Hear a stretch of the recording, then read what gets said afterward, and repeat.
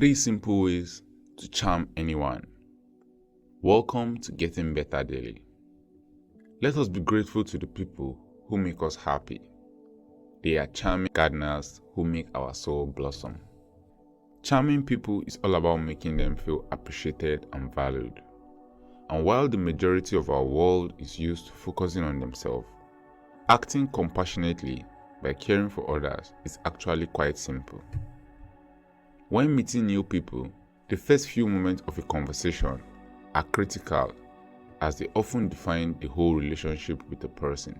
We all have been in a situation where we met a new person and instantly felt a deep connection, right? We all like being taken care of and feeling appreciated. By caring for your conversation partner, you have a great chance of standing out from the crowd by following these 3 simple rules. Remember names. The probability that you are one of the many people saying I am bad with names is high. That's a pretty ordinary lie people everywhere tell themselves. Yet, the reality is that none of us is bad with names. We just don't care about them. When we meet someone new, their name is often not interesting enough to remember. That's why we are so surprised if someone actually does remember our name and why it makes us feel special. So if you are the one to remember people's names, instead of saying, "Sorry, what's your name again?" you stand out from the crowd and instantly leave a good impression. Remembering people's name will make building deep relationship much easier right from the beginning and help you charm your new acquaintance instantly. As Daniel Carnegie said, a person's name is to that person the sweetest, most important sound in any language. We all appreciate being called by our names, and if it's someone whom we haven't known for a long time, we are even more impressed when our name is recalled. How to do it?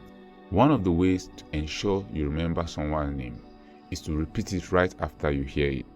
In a typical conversation, that will look like this. When I say, "Hi, my name is Simon," you will answer, "Hi Simon, nice to meet you." By doing so, you make great progress in remembering the name, especially if it's a name that is new to you and not too common. Other than that, also make sure to leave the conversation by recalling their name. For example, by saying something like, "Goodbye Simon, it's nice to meet you." Again, we love the sound of our own name. Thus, you might increase your likability by merely pronouncing the name of your conversation partner. Remembering people's name is a quick and easy way to show your appreciation and strengthen your relationship with everyone. Number 2, spread positive energy. We have to deal with a lot of negative experiences every day, and the world in general is full of pessimists and bad news anyway. In fact, negativity is so usual that people are used to weak conversations about all the miseries in the world, even though we all know these talks don't make us happier or our lives better. We are used to talking about all the awful happenings, but is it really what we want to talk about? We just keep having conversations about the lousy weather, politics, and the misery of COVID because we don't know what else to talk about. But what if you knew what else to talk about? And what if these new topics and conversations were positive and uplifting instead of frustrating? Well, you will not only be remembered by people for your good vibe, but you would literally impact people's life positively. They may forget what you said, but they never forget how you made them feel. At the end of the day, we might not remember what someone precisely said, but we surely remember how they made us feel. And if they manage to be the person who makes others feel good and positive, you will charm them right away. The best thing to do is trying to make people feel great, bringing joy into the conversation and being a sparkle of good energy in one's day. And here's how to do it. Instead of having conversations about the topics everyone is talking about, prepare for positive, uplifting communications. Before joining an event, meeting, or a family dinner, spend a few moments to come up with some positive news and ideas you want to spread. You might want to talk about a new great movie you watched lately, share a charity project you heard about, or compliment people for their looks, their latest achievement, or anything that catches your attention. If you pay close attention, you will find tons of beautiful, positive things to talk about. It's all a matter of perspective.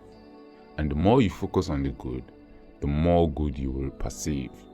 Number 3, listening properly. People love to talk, but a few like to listen. We want to share our ideas, how we feel, what we desire, and what great things we accomplish. Yet, nobody seems to be willing to listen properly.